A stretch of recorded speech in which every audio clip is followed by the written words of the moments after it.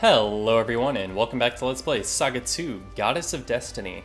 The new god Apollo is defeated, the goddess of the relics is with us, and there's nothing left to do now but head to the center of the world where the final battle awaits us. Before we get there, there'll be a couple of mini-bosses along our way, but that's really all there is left of the game. The central shrine here is the true final dungeon of the game, despite not being named Final Dungeon. The final dungeon is actually the second to last dungeon, or I guess third to last since I did Nasty Dungeon afterward. But in any case, yes, the emergency stairs here underneath the central temple will lead us to the center of the earth, but we're going to have to fight our way there. I'm using stealth currently to avoid a lot of the random encounters here, because they are going to be quite draining on my resources, and I really want to preserve myself for the few mandatory battles that we're going to face on our way. Oh, dodge that slime there. Yes, so I did ooh, okay. Well, I ended up in a fight with this guy. We have a Garda, a Hades butterfly, and 3 dragon sages. So I was starting to say there that I did a number of fights off camera in order to level up my characters a little bit in preparation for this final series of battles. Based on how the fight with Apollo went and how the first couple of fights I did here in the emergency stairs went, I thought I could use the help. So the results of those battles were, first of all, for Elodie, no huge changes. She has Cold Wave now instead of Poison Fog, but more importantly, her max HP went up once and her spirit stat went up 8 times. So I'm starting to actually compensate for those crystals I lost along the way. Zenith, more drastic changes here. As you can see, his Flying Knee Kick is down to 5 uses from 10, his Mountain Storm down to 10 uses from 22, and the Hell Wheel down 10 uses from 40. So I worked on all of his taijutsu techniques quite a lot, and it paid off. His taijutsu handling skill increased, as did his max HP twice and his agility 10 times. Let's see, let's put the Hell Wheel on the Garda over here. Next up we have Natsmer. Natsmer's max HP increased once, her agility increased 13 times. I replaced her Vulcan gun with a Leopard 2, and I bought her a new beam rifle since I used up the last one quite a lot. No changes for Virtue, of course, since his stats are entirely dependent on his equipment, and his equipment's pretty much already the best it can be. And, of course, no changes for the goddess either. So, let's play this fight. And oh yeah, as you can see, I had the fast-forward mode on while I was grinding, but I'll turn that off now. We want those animations on. Yeah, I was using the Dragon Shield quite a lot with Virtue, and I noticed that it has an animation really similar to the one of the Aegis Shield, except rather than being rainbow-colored hexes, they're just red, I think. Something I should have done before I came back here is buy some more threads. I keep forgetting to do that. I didn't use many off camera, but I did use a few. I guess I'm probably not really in danger of running out before the end of the game, but it would have been nice to see it go back up to 99, since I don't have anything else to spend my MP on anyway. Let's use the Mountain Storm this time, assuming the Zenith gets a turn this fight. Let's see. Also, I saw 2 new muses appear in battle, which was kind of exciting. Irato has an attack called Fugue of Destruction, which is damage dealing, and Thalia has one called Weak Breath, which is stat reducing. Neither of those were terribly impactful since I was just fighting enemies outside of Final Town. Ooh, an agility increase for Zenith, and a max HP increase for Natsmer, and another agility increase, and a gun handling increase for Natsmer. That's a productive fight. Yeah, as I was saying, since I was just fighting enemies outside of Final Town and a couple inside Final Dungeon, I didn't really need the help of the muses, but it was cool to see a couple of new ones, and I hope they turn up on camera at some point so I can show those off. Let's see, let's use the Cure here with Elodie to bring everyone back up to full, and I should still have Stealth remaining, yeah. Okay, I do. Good, Stealth lasts even if you get into an encounter, that's good to know.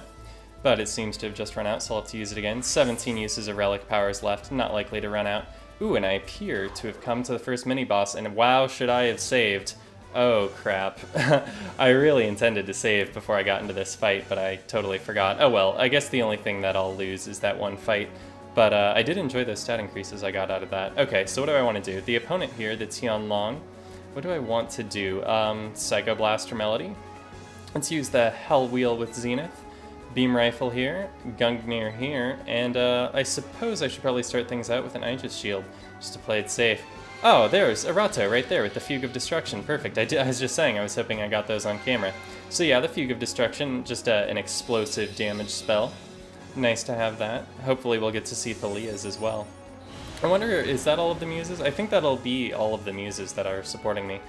Ooh, that was a rough tornado there. Looks like I'll be taking advantage of the Goddess's Heart pretty soon to bring everyone back up. Hopefully the Tianlong doesn't use that too many times, because I don't have a lot of recourses against that sort of all-damaging attack when it's going to deal that much damage.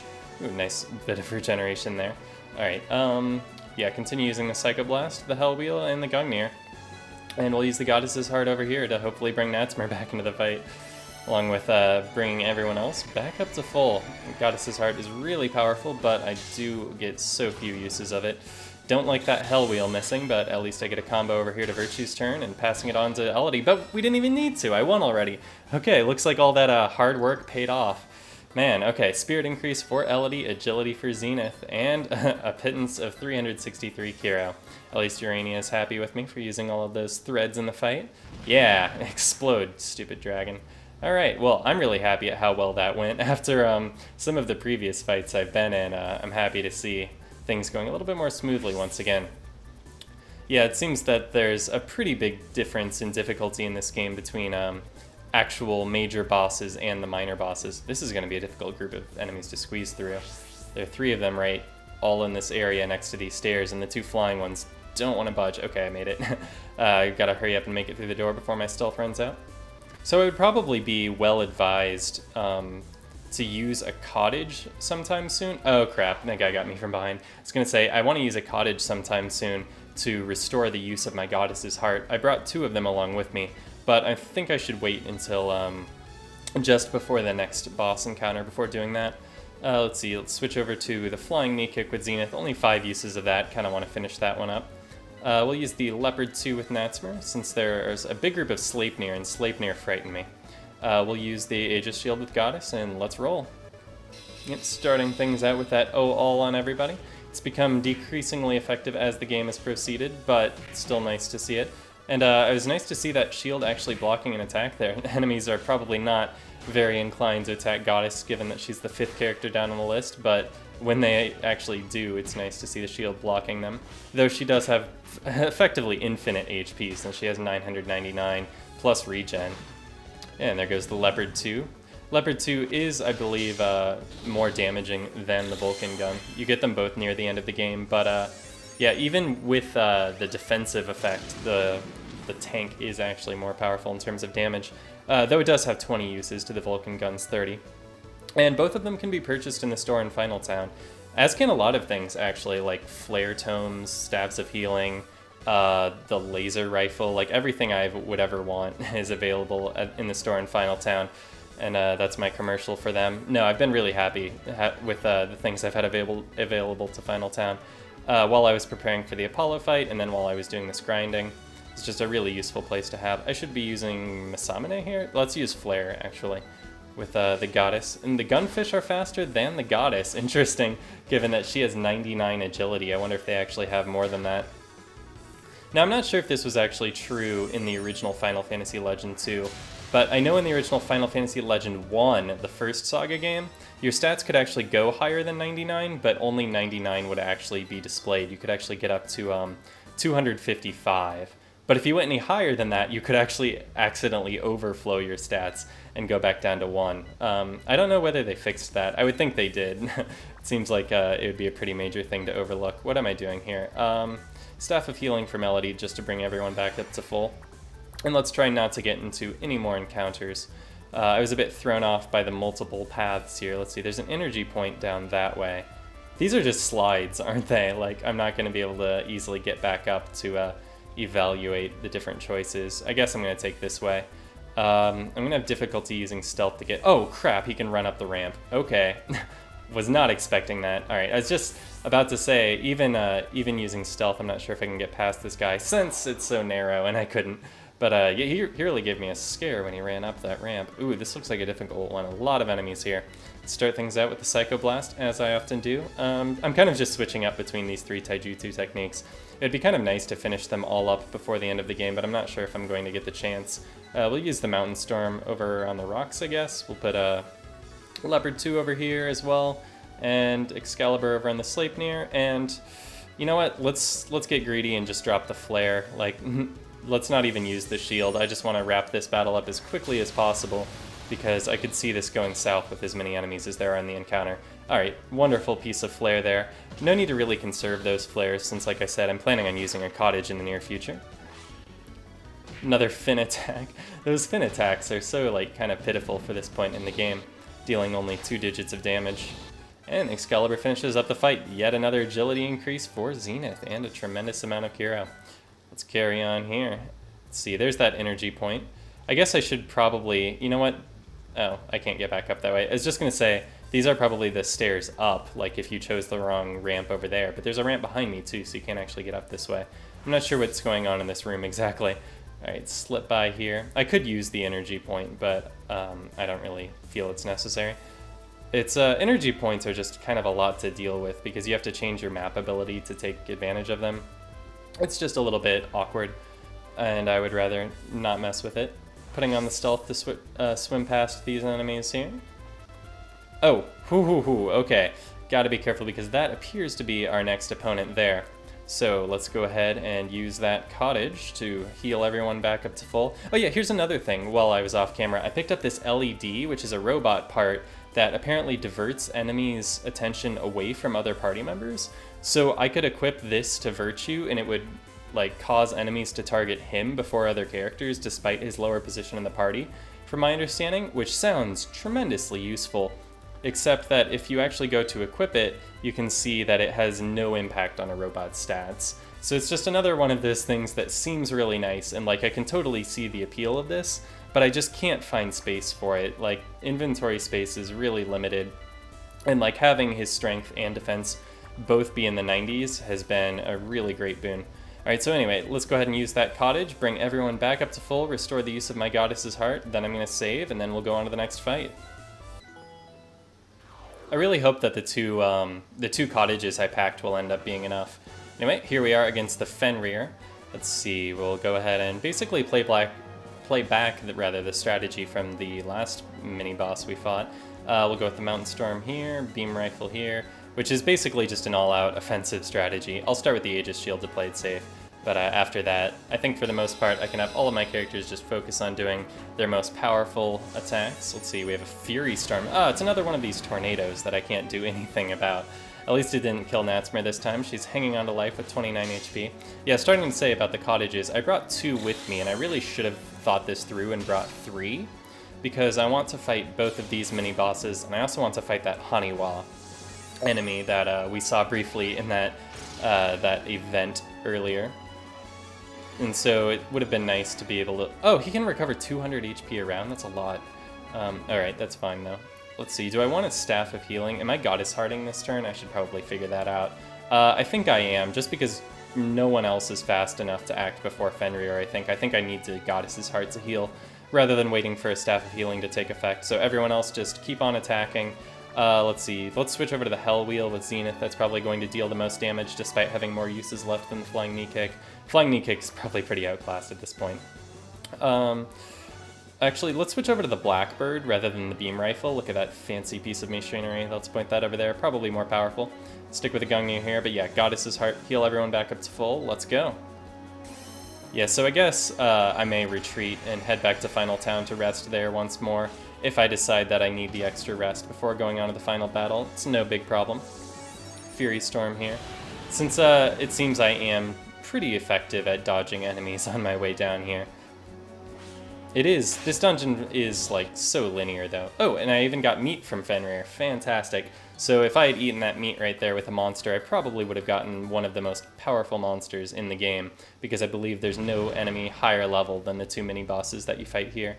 Yeah, like I was saying, this is a really linear dungeon, and that makes it easy. I guess it actually makes it harder to retreat, or like going through it the second time, you don't really save any time, because you have to recross all of the paths, whereas your first time through, you like only have to take, or like you would cross, I'm not explaining this very well. Your first time through a dungeon, you want to explore all of the corridors, but if you're backtracking and you're coming through it the second time, you can just take the shortest path, because you know you already have the treasures, you know which path is the right way. But in a dungeon like this, where everything is so linear, you're not really saving time going through it the second time.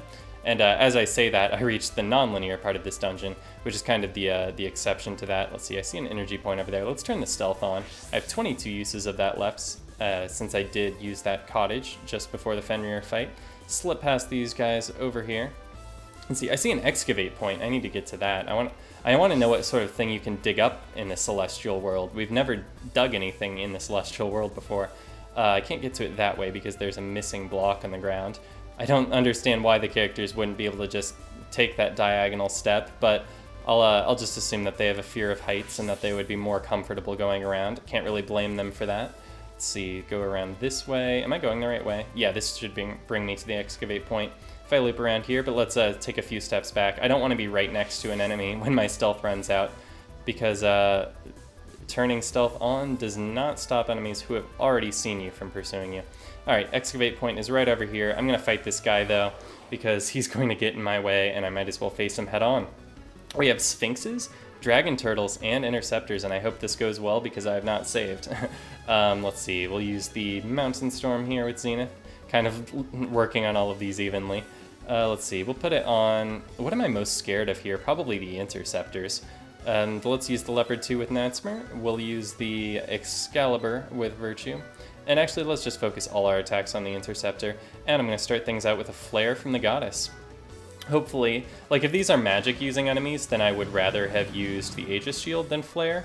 But if they're using mainly physical and non-elemental attacks, then I would much rather have used the Flare. So we're going to go with that. We have a Destruction Beam, which is non-elemental. And here's the Flare. Hopefully this will take some enemies out straight up. And we can get this fight through pretty quickly here. Good, good. Managed to do that. Took out all of the interceptors that were still remaining, actually. Alright, looks like the Sphinxes are capable of healing, which is a little bit frustrating, but I would rather that they do that than attack me. Alright, so we're not all immune to this flame because I didn't use the Aegis Shield. Something worth knowing is that they do use elemental attacks. Alright, there's that Leopard 2 after invoking the Limit Drive. And the Excalibur's going to finish off the turtles. So, will we finish off the fight with this Psycho Blast and make this a one-rounder for Calliope? Only one Sphinx left, and sure enough we do. Fantastic. Spirit increase, agility increase, and a tasty meat, which we're going to have to leave on the wayside. 5,000 Kiro as well. And let's find out what's in this hole, but first, let's heal everyone first. Just see. Probably... Let's see, let's use Zenith's Staff of Healing. I'm less inclined to use that one during combat, even though it's less effective overall. One more just to heal up Natsmer all the way. Alright, and then, oh, should have traded relics while I was in there. Let's change my map ability to Excavate from Stealth. And hopefully this is something good. I had to go out of my way to get it. I'm kind of excited to see what we've got here. Haven't seen any sort of treasures at all so far in this dungeon here. This is the first one, and it contains... a Staff of Healing, okay. I'm not really going to complain about that. I was expecting something a little bit more extravagant or unique maybe, but it's something nice to have around, absolutely. Can't deny the use of the thing. Alright, activating stealth once more. You know what I really would have liked is a cottage. I could really benefit from one more cottage, but whatever. Like I said, I'm not complaining about a Staff of Healing.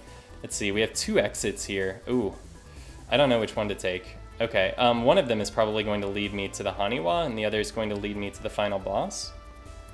Let's try this one. What have we got here?